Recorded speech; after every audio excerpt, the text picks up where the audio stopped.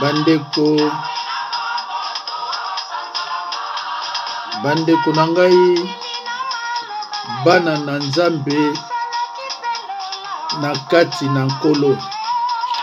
Je suis revenu encore vers vous pour clôturer notre thème intitulé l'envoûtement. Bandeko nangai naye kosilisa thème na biso to bandaki envoûtement. Mes chers frères et sœurs dans le Seigneur, na lobaki na bino, même si le faut na sala 4, 5, 6 vidéos na ko sala yango. Yango na zo sala nyonso le na clôturer yango. Oyo to sala sikoyo eza envoûtement. Na lobaki, il y a 3 sortes d'envoûtement. 1, l'envoûtement de transmission. 2, envoûtement de contrôle et d'exploitation. Envoûtement d'élimination. Yango yo esuki si mate envoûtement. Envoûtement de contrôle et d'exploitation. Et nasuka envoûtement d'élimination. Oyo nde clôturer biso bongo na meka, bien que naza interdit ya ko sala makambo na Nzambe, bongo na meka ko sala video moko ya makambo na Nzambe ya mboka na bamwa o naza na yango pona meka pe ko sepelisa bandeko na biso o balandaka mingi makambo mboka ndenge bino pe osepele. Alors ndeko bomoni ndenge na landisi yango na lingaki te na tie yango na tia suma te ya mususu ekozala pena malamu te ekopeso ba complication yango na soki oyebi internet to yebi ordinateur to yebi portable bien ekozala nini ekozala ke soki oso bandi kolanda envoûtement bande bandaki okena otina suka pona tia na ordre eko compliqué ote. Même ezalaka okena mbeto po lala soko yebi ne batiaka yango soki esili mususu ye soki esili mususu ye soki ti okosepela o comprendre makambo ebele. Namoni diable moko azoyaka atie commentaire mabe ya kimi atie commentaire mabe ya kimi aza abonné pa nanga alandaka mateya nanga asepelaka azwaka ngo pe apprécier ngo na bato mususu. Alors azane sengote parce que aza mutamilimo abi comment que yozo faire comprendre ba na Nzambe balingi batika bino toujours na ignorance mais nga jamais na utika bino na ignorance. C'est vrai que na cause na kama ba difficulté mais quand même Nzambe ko sala. Alors bandeko nangai, prenez vos stylos, le matériel du chrétien, stylos, feuilles et le reste pour na ko landa pe ko noter. Alors tozar ko bandana l'envoûtement de contrôle et d'exploitation. Psaume 56, 7. Tokotanga ngo moko. La personne envoûtée est au service des auteurs de son envoûtement, c'est-à-dire connexion. Mutu oyo envoûté yo akotia yo na kati ya connexion pona a contrôler kayo a surveiller kayo partout yo kendeke. C'est ça l'envoûtement. Bande ko ngai tant on a péché les péchés nazo prêcher les péchés ses conséquences et remèdes. Na longwana nazo prêcher la différence qui existe entre confession, repentance et conversion. Biloko wana a priori na l'église bakoko tikarate kote ya kayango ozui suba malédiction ozui suba envoûtement mais bango pona ko sepelisa bino balabana bino nini mwana Nzambe malédiction ezoka été envoûtement ezoka été mais beaucoup mona na ba foyer belé na ba famille belé au mona bato babota katele musu 3 balandani expliquer nini mi balé balandani expliquer nini mutu banda ko luka esimbaka te makine toujours ko sambela Donc wana ezali ba matière ya galerie eza batu oyo balingaka ba sepelisa bino mais yo kolingaka te oluka mosala nzambe oyo sepelisa yo yo luka mosala nzambe oyo zo faire comprendre aux paroles. Je reprends. L'envoûtement de contrôle et d'exploitation. La personne envoûtée est au service des auteurs de son envoûtement. Connexion. L'esprit guide est un démon de pauvreté, pas de travail, pas de mariage, trop de dettes, conflits avec des gens, et surtout des mauvais rêves, des maladies qu'on ne peut pas diagnostiquer, des difficultés financières répétées, parfois souvent maladifs. Il faut te déconnecter. Tu peux aussi être envoûté par les marabouts que tu as contactés. Envoûtement aussi par sexualité. Bandeko, muto ya envoûté yo, akolingate à perdre yo. De toute façon, muto envoûté yo, c'est un sorcier. C'est clair. Muto oyo envoûté yo, c'est un sorcier. Akolingate à perdre yo. Ce que batindilo par exemple AVC. Babana ko surveiller ka sui AVC wana e ko zonga te ko zonga te. Babana ko landa yo partout. To tanga Bible ya ndenge lobi. Mais chers frères et sœurs, tout est dans la Bible. Okoyoka Bible ndenge ndenge lobi na Psaume 56:7. C'est pour ça que nous avons parce que le combat est zéro. Dès que vous acceptez Jésus-Christ comme Seigneur et Sauveur, vous entrez dans ce combat spirituel et éternel. L'ennemi est invisible. Voilà là où le combat est difficile, mais pas impossible. Vous entrez immédiatement, automatiquement dans les combats spirituels. Alors, qu'est-ce qu'on attend par combat spirituel, mes chers frères et sœurs dans le Seigneur? Le combat spirituel, c'est la bataille que l'on livre à Satan et ses serviteurs par la prière et par l'observance de la parole de Dieu. Donc, et l'autre kolongi sayo, ezaka parole na prière. Prière na parole bilomi balewana. Prière est déstabiliser, est désorienter l'ennemi. La parole est un marteau qui brise les rocs. Alors, mes chers frères et sœurs, voici quelques exemples d'envoûtement de contrôle et d'exploitation. 1. La détection à distance. La personne envoûtée est suivie et contrôlée de près ou de loin par les sorciers envoûteurs. Celui-ci peut disposer d'elle à tout moment et peut également lui porter préjudice, soit par des attaques nocturnes, soit par la maladie ou des apparitions nocturnes effrayantes en chambre, cuisine, à la salle de bain ou à la télévision. Christelle était suivie partout par l'experte de sa grand-mère. Je lui ai demandé avant tout de recevoir Christ par la confession, suivie d'une repentance sincère afin d'être couvert du sang de Jésus-Christ qui lui rendra invisible devant ses ennemis. Mes chers frères et sœurs, la personne envoûtée est suivie et contrôlée de près ou de loin par les sorciers envoûteurs. C'est pour ça que tangu batu wana basala ba témoignage na bango okoyoka zolo bake ngana zana kisasa minazomo na poto nazana mwanda minazomo na kisasa. Donc on a toujours suivi et contrôlé parce que on a na prison na ye mende kuna ngai okoti la zoba na été basaba ndoke motema na bazati ya motema na bazati o ngana zali pona ko surveiller famille azarakate o ngana liakate azarakate o babengi ndoki musane ko lia. Voilà. Pourquoi tozo banda to côté na septembre to côté na octobre novembre décembre ba sanza oyo bango ba pesa ba dim ba semaka dim na bango zalaka ba cher humaine yango na bani na banvoutuma na pesa déjà loba déjà ba confession ba les péchés to yesko na banvoutuma na lobela ba malédiction pour oyeba ndeni ni to ko se défendre contre les forces du mal. Alors mes chers frères et sœurs dans le Seigneur, tozotanga na Bible na Psaume 56:7. Partout vous allez, mes chers frères et sœurs, prenez vos Bibles, ouvrez-les avec beaucoup de joie.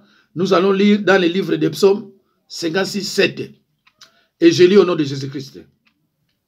Ils complotent, ils épient, c'est-à-dire ils se cachent Ils observent mes traces parce qu'ils en veulent à ma vie.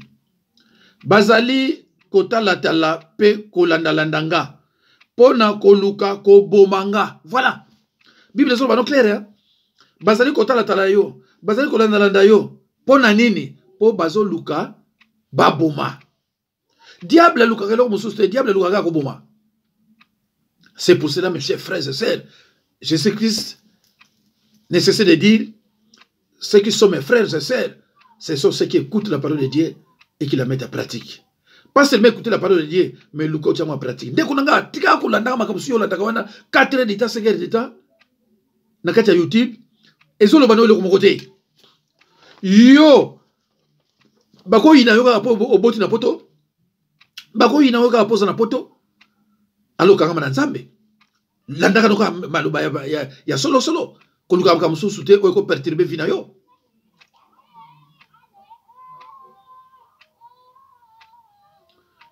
Alors, bandeko, nazo salango vraiment na moi parce que na prêcher, mais nazo kamamba makele le moko eko kota awa.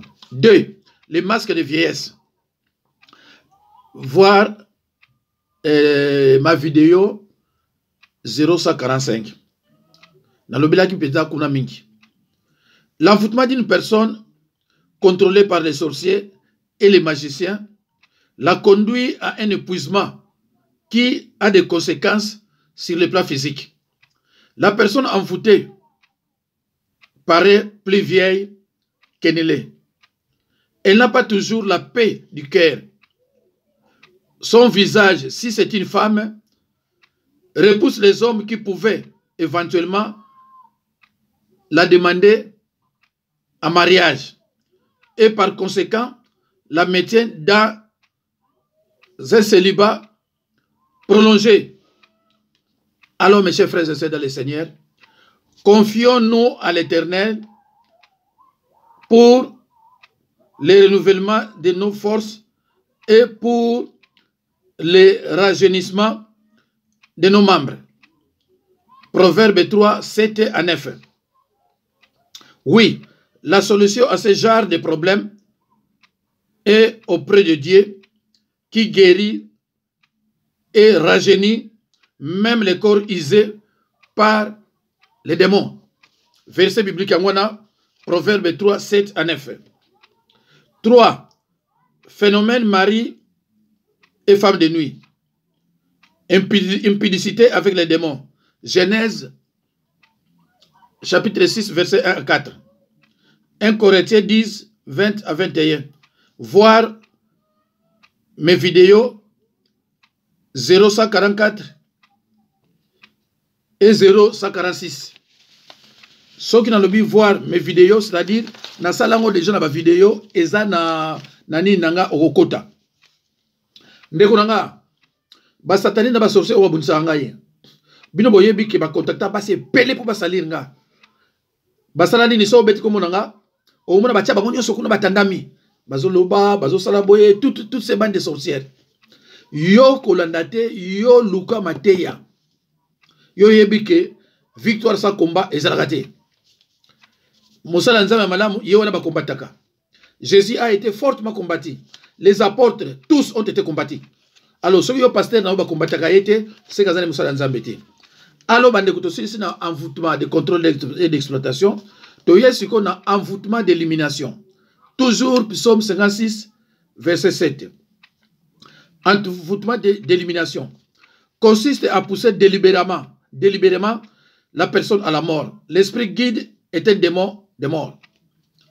Ici, tu es suivi et contrôlé pour mettre fin à ta vie.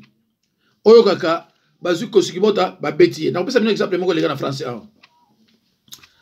Bato bana osamba pananga, moko azaki na amina ye.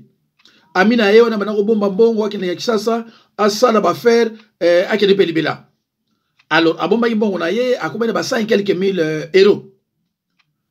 Akina Kisasa atie mbongo na ye wana sans que ya ye ba ke après envoûtement de contrôle et d'exploitation ba lekisa ye na envoûtement d'élimination siko fuma boma ye. Bandeko. Tango akina Kisasa akiko somba hectare na ba Congo. tango ake kuna boba banzoyi ebele landi ebele pete ebele basuye ti babomiye. Alors tango babomiye famille qui est hôtel pour récupérer biloko na inambongo o abomba ikuna. Après ba kozo ba bazuye bakundiye. Talande kona passe amoni ba ne bele na poto pour na kokangisa 100,000. Ame alingi penza mete. Alingi okende na bekiste. Or kende sikoyo bango kuna basala kai ba plan. Ndeko na ngai soki yo ndemi Jésus Christ comme Seigneur et Sauveur au continue na kati ya combat. Comment pourquoi ça na combat? Parce que ndenge bazwi ndeko wana ba bomie mbana moko yo ba kozwa yo tende wana ba boma yo. Yango na ba bengi yango combat. Et na combat na yo ko gagner na kombo na Yesu. Au monde ba boma ki e alingi église te. Ko critiquer ba pasteur. Ndenge ba ninga basalaka, ndenge ba ninga musu basalaka. Alors sukanango ba boma ki e. Mais yo tango zana bonzambe. Soki bazo yo lingo boma yo ba okuta mutu moko atelemi wana. Ange gardien. Abi qu'est-ce qui se passe? Ah mais non yaza mutu na biso. Ah mais non yaza mutu na biso. Ndeko na ngai même yo zana péché. Nzambe kotika yo te so ba ko bundisa yo apesa yo mbala moko boyo kende. Te. Parce que ça client na ye. Ba ko lakisa yo ok na confession suivi ni repentance sincère pour batona ba libérer yo.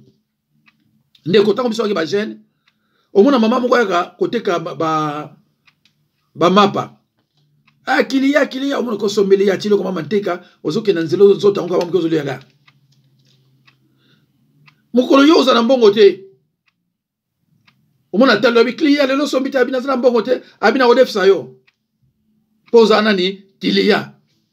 Et c'est comme ça aussi avec Dieu. Quel que soit péché na yo, tant aux a sorcellerie, aux a sataniste, aux a la royaume à satan te. Quel que soit péché na yo, nzambe ko livre mbala mokote. A cause de tout a orienté pas musala nzambe solo, au confesser, paix suivi d'une repentance sincère. A otiko na boka satate. C'est pour cela ndeko nanga yo tozola ndangai. Lingaka au confesser ka ba péché na yo, ozala ka purifier, ozala ka libre parce que liwe ko yela yo lobisa ke yo yeba. Tozala mukilia bato. Alors bandeko na ngai. Les moyens. Alors mes chers frères et sœurs, ozo contrôler au monde ande mabiso ba betaka ba koskibota, oto zaki na yekawa. Ah yakei. Si tu as un problème sérieux, il faudra que tu sois suivi par un pasteur qui a le Saint-Esprit. Bamso ba pesa ba AVC, mais ba tala ba AVC wana ba deka ah ba sala tout AVC wana mususu ya. Pona emema ba moko. Mes chers frères et sœurs dans le Seigneur, les moyens utilisés pour l'envoûtement. Les sorciers envoûtent par la retenue d'un objet personnel, après des pieds, cheveux, sous-vêtements, morceaux d'habits ou argent, travail de la victime. Rapport sexuel, les repas, embrassement, salive, fixation des yeux, photos, ongles. Il peut aussi te bombarder la tête pour t'empêcher les bons raisonnements, Pourquoi? Parce qu'on a un masque de saleté. Il faut autant dans la Bible. Dans Ephésiens 6, 17. On a un masque de saleté. Or, masque de saleté pour ozoyango, il faut toujours la parole. Il faut toujours la parole en prière.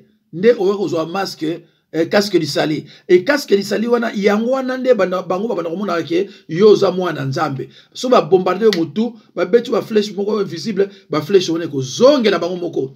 Ti o mona ba lo pazo sango ki yoza ndoki. Pourquoi? Parce que ils simbate pe bazo ko kayote. Ndeko na ngai. Envoûtement elekaka mingi na biloko kolia. Na jardin d'Éden elekaka na nini na kolia. Tentation mususu ya satana. Il y a Jésus, Satan va pousser Jésus à Luka et le Kolia. Ndeko nangai. Et le Kolia faut faire très attention.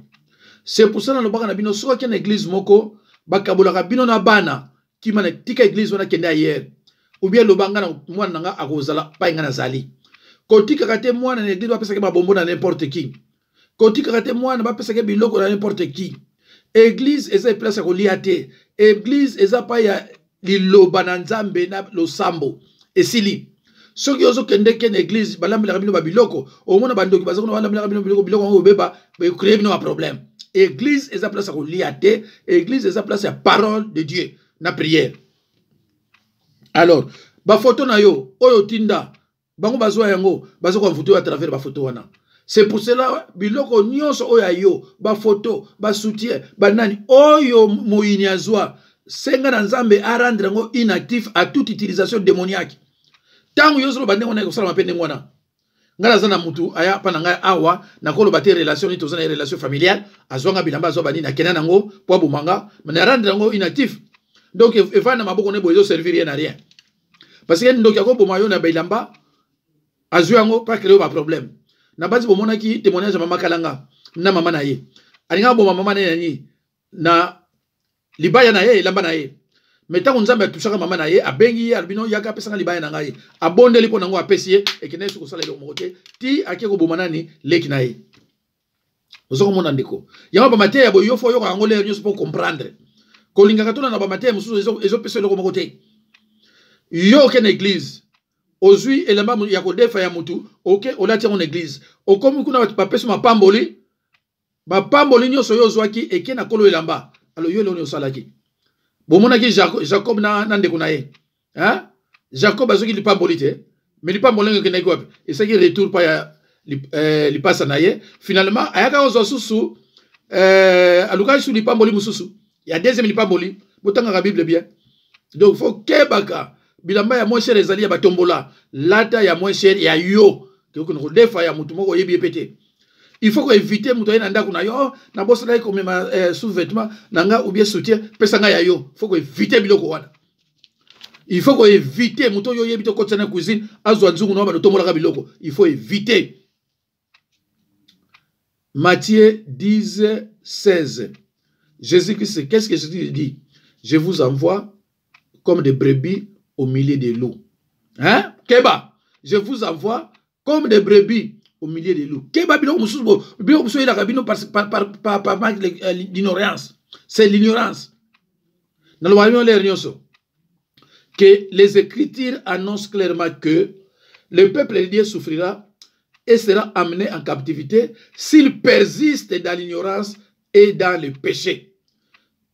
C'est là que se confirme dans Osée 4:6. Mon peuple est détruit parce qu'il lui manque la connaissance.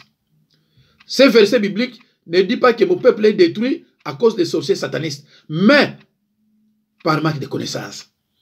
Yo lobi ngana za mtu malamu, yo lobi ngana za kaboye. Ah, omona pe pasi ya. Na boy to za mtu malamu, mais faut yebaka.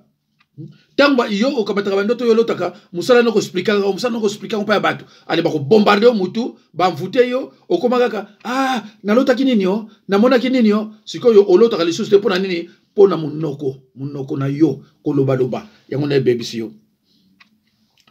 Alors, mes chers frères et sœurs, ils utilisent aussi la puissance de la parole de Dieu. Ils utilisent aussi la puissance de la parole de Dieu. L'ennemi s'est servi de la parole de Dieu pour tenter Jésus et il s'en sert encore pour nous éloigner de Dieu. Matthieu 4, 1 à 10. Mes chers frères et sœurs, malheureusement, le téléphone a fixé sur bêta, mais vraiment, et d'Israël, binote bozana kati ya liloba. Omoni diable même tant muta sala ka na ye a se donner penza. Omona ba téléphone ba diko beta qui nous contacter ba nini mais to ki pe yangote. L'ennemi s'est servi de la parole de Dieu pour tenter Jésus-Christ. Et il s'en sert encore pour nous éloigner de Dieu. Matthieu 4, 1 à 10. Oui, Matthieu 4, 1 à 10. Caractéristiques des personnes envoûtées. Les personnes envoûtées sont généralement faibles de caractère et ne savent pas réagir comme il faut. Certaines présentent des signes d'épuisement physique sans raison apparente parce que leur esprit est utilisé ailleurs. Un mari envoûté par une femme sorcière oublie sa femme et ses enfants. Tout sentiment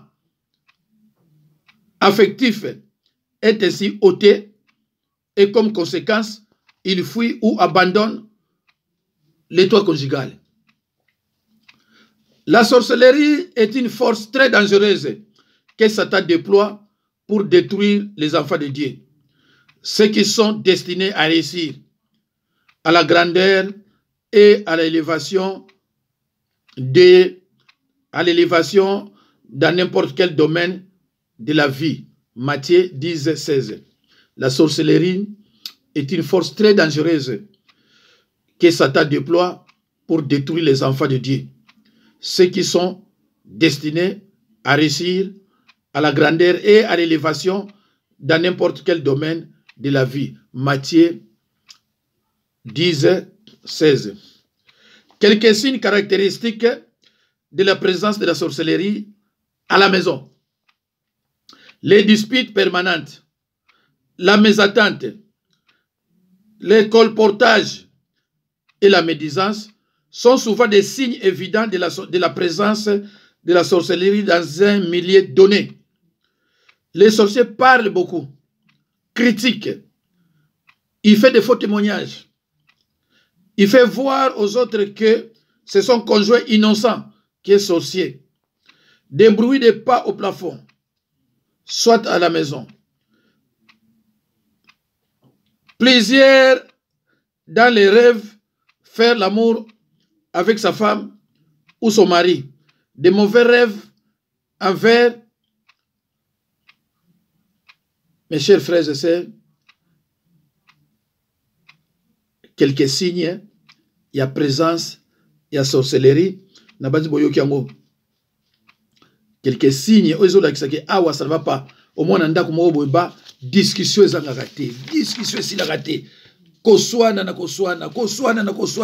ne va pas. Mususa kola na kwe, mususa sali boy. O to sali inane, to sangana gate. Pona nini, nyonso wane za ba signe ya sorcellerie, mais par exemple yozo eba ngote. Ko envoûter bana, ba koma contre yo, eza ba signe ya sorcellerie. Mais nako prêcher ngo après na ba semaine ko ya comment reconnaître une femme sorcière, boko mona babilo ko le karawana. Mes chers frères et sœurs dans le Seigneur, sur le plan relationnel, la haine, la jalousie, le manque de reconnaissance sont perceptibles car les sorciers ne te remerciera jamais pour toute bonne œuvre que tu lui auras faite. Neko, mutu wazana misala mabe ndoki. Osalie bolamu ya ndenge nyonso ako reconnaître yo jamais. Bolamu nyonso même obengi saki na poto ako reconnaître yo te. Et c'est comme ça bon bazandi ngwana. Au contraire, il le fera en te menaçant, les faux témoignages contre toi, les murmures, les critiques, les sceptismes sont des signes courants de la sorcellerie. À l'église, la sorcellerie génère beaucoup de murmures, blocages et divisions. Ça sent bien une chose, chers frères et sœurs en Christ, que le mariage n'est ni esclavage, ni une servitude de quelque ordre. Dieu nous recommande de nous marier dans le Seigneur. 1 Corinthiens 7, 39. Proverbe 31, 30. L'Éternel qui a arraché Abigail de Nabal, le méchant, vous délivrera aussi des mains du mari sorcier. L'Éternel qui a arraché Abigail de Nabal le méchant, vous délivrera aussi des mains du mari sorcier. 1 Samuel 25, 3. 1 Samuel 25, 37 à 42. On ne sépare pas ce que Dieu a uni, mais le Saint-Esprit sépare ce que l'ennemi a uni. Voilà. Donc, mes chers frères et sœurs, dans le Seigneur, vous êtes suffisamment éclairés. Voilà. Donc, bandeko, tosili si mateya ya mvutuma, natikali kaka na moko, oyo ya koyeba, comment reconnaître une femme sorcière. Okoyeba ye ndenge ni sobo fai na ye. Pona tozo remarqué awa lelo, mateya na biso bazaki sur Dalida za mwasi. Donc photo soki sango pe na mwasi soki ya mobali ezali pe tokolandela yango. Comment reconnaître la femme sorcière? Eza na Bible, eza na proverbe, bokozwa verset. Alors, ce que na silisi oyo, mikolo na zama kamebele pona na ba voyage, ya kotambola pona musala sala nzambe, et tango na koya na kopesa bino na bandi pe parabole. Boyebi matin na ngani ya laka, tango yoki yango yo moko sepeli. Alors, mes chers frères et sœurs, nzambe apambola bino. À la prochaine occasion.